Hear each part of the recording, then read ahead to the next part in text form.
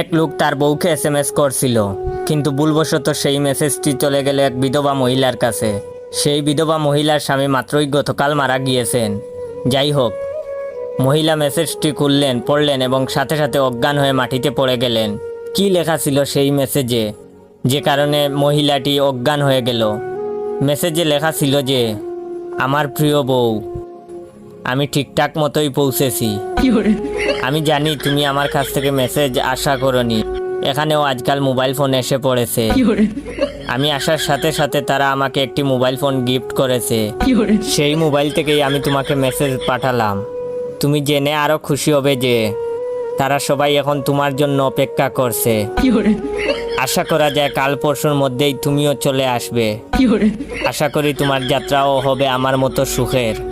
তোমার অপেক্ষায় রইলাম। ইতি তোমার প্রিয় স্বামী।